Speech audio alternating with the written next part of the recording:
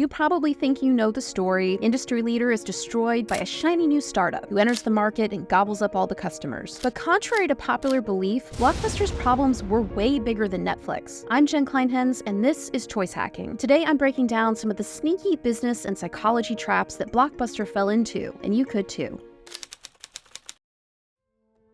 To understand why Blockbuster failed, we first have to understand why they succeeded. When the first Blockbuster opened in 1985, the video rental business was mostly made up of local mom-and-pop shops that had a very limited inventory and usually had a less family-friendly section in the back. David Cook, a software engineer and a failed entrepreneur, saw the competitive landscape and, encouraged by his wife, decided that the rental business needed something new. So he started the first Blockbuster, a totally family-friendly video rental brand that would offer nearly unlimited titles. And because Cook was an experienced software engineer, he was able to create and manage a huge database of VHS tapes and share those tapes between stores with the use of a centralized distribution center. So it was way easier to have more movies available and to get them to people faster. But Blockbuster didn't really start to take off until a man named Wayne Huizenga started buying up Blockbuster stores. Now, if that name sounds familiar to you, that's probably because Wayne Huizenga started a little company called Waste Management, Inc., a garbage hauling and processing business that he started with a single truck and eventually became a Fortune 500 company that made him a billionaire. He saw the potential in Blockbuster and decided to steal McDonald's strategy of rapid expansion and use it in the video industry. Pretty soon, a new Blockbuster Video was opening every 24 hours. And for a long time, that model was very successful. Until it wasn't.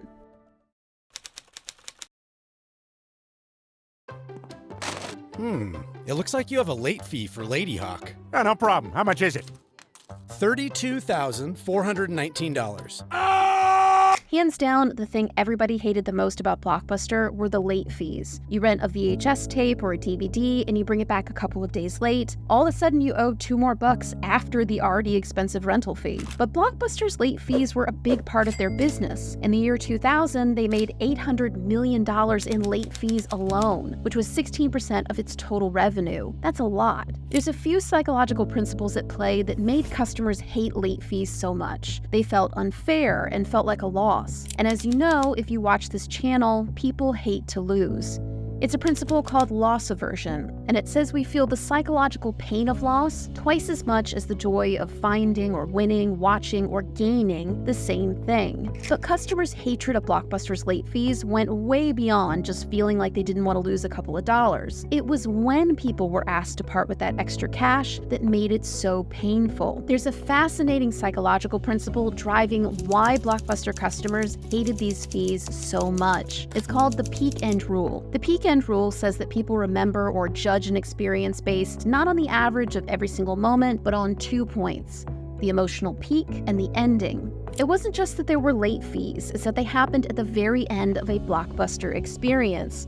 So they were particularly powerful, and they were how people were creating a memory or judgment of Blockbuster the brand, as a place that charged them expensive and unfair late fees and that they never wanted to go back to again, until they were forced to because there were no competitors left. Looking back now, we can say, well, why didn't they just charge less or change how they made money? But at the time, Blockbuster just saw that they could make a lot of profit by charging late fees, which, by the way, they knew that people hated. But Blockbuster never stopped to think about the psychological effects that late fees had on its customers. They just saw it as a trade-off between happy customers and happy shareholders, which unfortunately is a trade-off any publicly held company will have to make at some point. Blockbuster's real problem was the shareholders won every time, and the customers lost.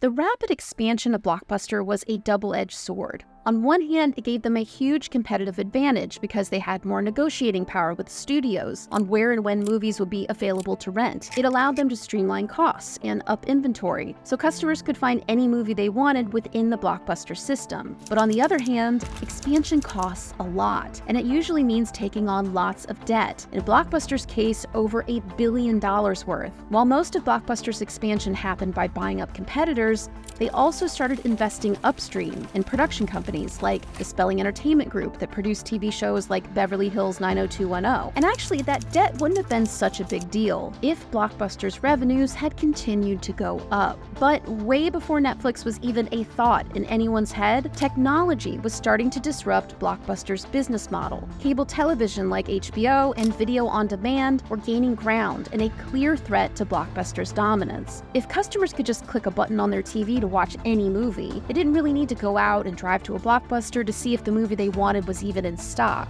But many of Blockbuster's senior management were confident. You might say they were overconfident. Overconfidence is actually a cognitive bias, an error in thinking, and it describes people's tendency to be a little too optimistic about how smart they are, how secure their business is, and how much the customer loves their brand. It's one of the most dangerous thinking traps any company or leader can fall into, and it comes up a lot in these choice hacking videos about companies that failed. One person who notably avoided overconfidence was Wayne Huizenga, who saw the writing on the wall and sold Blockbuster to media conglomerate Viacom in 1994.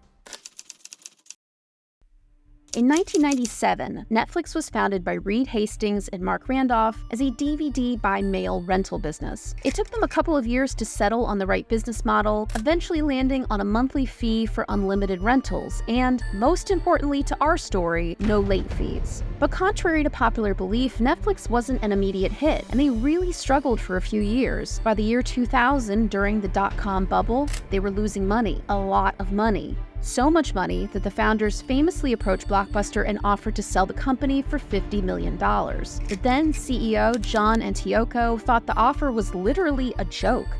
So Netflix crawled off to lick its wounds and try to survive on its own. But they'd be back, because in the years that followed, Netflix found traction and funding. Customers started to resonate with their no late fees message. They started to figure out how much easier and more convenient it was to rent a movie online and have it shipped to your door. Customers got instant gratification that a trip to Blockbuster just couldn't match, and they loved it. That's not to say that Blockbuster didn't try to adapt. They launched Blockbuster Movie Pass, which was a monthly subscription, and Blockbuster Total Access, which allowed for online subscriptions and in-store DVD exchanges. They even partnered with Enron, yes, that Enron, in the year 2000 to try and create a new streaming service. History might have you believe that Blockbuster was too old and slow to keep up with Netflix, but when Blockbuster aimed their very considerable resources directly toward destroying Netflix, its co-founder Mark Randolph said that things got, quote, very scary for them. He said the true strength that Blockbuster could and that we couldn't match was a blended model of online and stores. They were hurting us and they were making tremendous gains. Then why did Blockbuster ultimately lose? Well, remember that billion-dollar debt we talked about earlier? The one that Blockbuster created through its rapid expansion and overconfidence? Well, it came back to bite them when they tried to launch their online competitor to Netflix. Those pesky shareholders didn't like that Blockbuster spent over $200 million to launch Blockbuster Total Access, and they were losing $2 for every DVD that customers traded in. Netflix co-founder Reed Hastings told a reporter, quote, "If it hadn't been for their debt, they could have killed us."